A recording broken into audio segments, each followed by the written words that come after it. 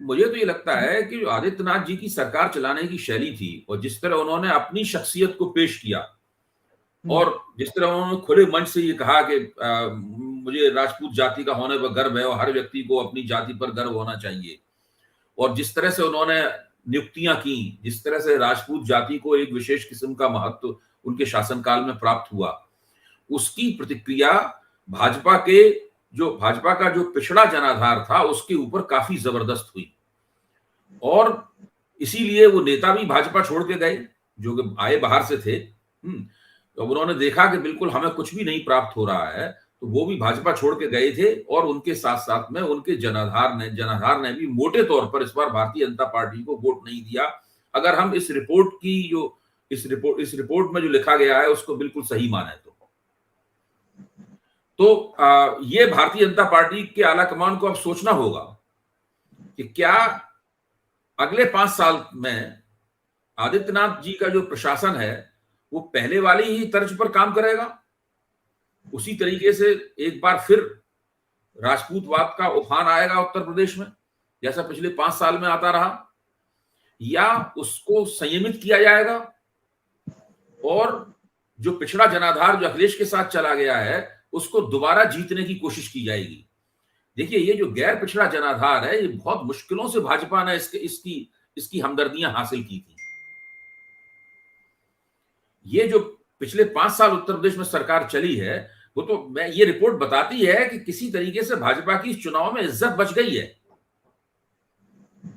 अगर मायावती के साथ में उन्होंने जो एक समझौता किया, इस रिपोर्ट के मुताबिक जो एक खुफिया किस्म का समझौता था, और अब मैं पूरे चुनाव मुहिम के दौरान इस बात का खंडन करता रहा, मुझे विश्वास नहीं होता था कि मायावती जी ऐसा कर सकती हैं।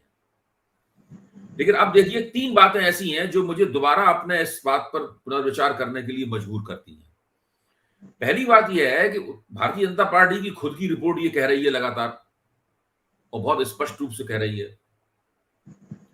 दूसरी बात यह है कि कांग्रेस के प्रवक्ता ने सार्वजनिक मंच पर यह आरोप लगाया है कि 152 या 153 सीटें ऐसी थी जहां पर बसपा ने भाजपा से पूछकर उम्मीदवार खड़े किए ताकि विपक्ष की भाजपा विरोधी जो उम्मीदवार है उसकी संभावनाओं को कमजोर किया जा सके। और वो बार बार इस तरह के तमाम आंकड़े भी पेश करते हैं जो आंकड़े काफी विश्वसनीय भी लगते हैं कि कहां बसपा का उम्मीदवार खड़े होने से चुनाव परिणाम के ऊपर क्या असर पड़ा। और इसके बाद पूरे इस लंबे चुनाव में लगातार टीवी चैनलों पर मैं बैठा रहता था और उसमें भाजपा के समर्थक जो पत्रकार होते थे वो उनसे निजी बातचीत भी होती थी। वो स्क्रीन पर तो नहीं कहते थे, लेकिन वो हमेशा कहते थे कि ये मायावती हम लोगों से मिली हुई है, मायावती हमारा खेल खेल रही है, आप बिल्कुल चिंता मत कीजिए, मायावती से हमें कोई खतरा नहीं है, मायावती से हमें लाभ होगा। ये वो लोग स्पष्ट रूप से कहते थे। अब इन चीजों के कोई प्रमाण तो होते नहीं है। बिल्कुल बिल्कुल। अब तो बिल्कुल साफ तौर पे कहा, अब साफ तौर पे सामने आ रहा है, पार्टी की इंटरनल रिपोर्ट भी ये कह रही है, कांग्रेस की तरफ से खुला आरोप भी लगाया जा रहा है। भाई राहुल गांधी ने अपने भाषण में कहा ना कि मायावती को हमने कहा था कि भाई आप हमारे साथ गठजोड़ कर दीजिए और चुनाव जीतेंगे तो आप मुख्यमंत्री बनिएगा। राहुल गांधी की पार्टी के पास ऐसी हैसियत नहीं थी कि वो मायावती को मुख्यमंत्री बना सके, लेकिन कम से कम इससे ये तथ्य तो निकल के आता ही है कि कांग्रेस को मायावती के मुख्यमंत्री बनने पर कोई आपत्ति नहीं थी। तो अगर उत्तर प्रदेश की एक बहुत बड़ी ताकत बहुजन समाज पार्टी जिसने 2007 में अकेले दम पर सरकार बनाई थी, उसको भारतीय जनता पार्टी खरीद सकती है या उसके साथ इस तरह का उसके साथ एक इस तरह की खुफिया समझदारी निकाल सकती है, तो आप इससे अंदाज लगाइए कि गैर भाजपा शक्तियों का, राजनीतिक शक्तियों का भविष्य क्या है। अच्छा अभय जी, आप एक और बात मैं छोड़ रहा हूं आपके लिए, आप इसमें गौर कीजिए। इससे यह भी पता लगता है कि सारी पिछड़ी जातियां एकजुट हो जाएं और सारे मुसलमान वोट भी उनके साथ जुड़ जाएं, फिर भी आप चुनाव जीतने से कितनी दूर रहते हैं? बहुत दूर रहते हैं चुनाव जीतने से। आपको सम्मानजनक वोट मिल जाएंगे, सम्मानजनक सीटें मिल जाएंगी, विपक्ष की राजनीति करने के लिए आप अभिशप्त रहेंगे, आप सत्ता में नहीं आ पाएंगे।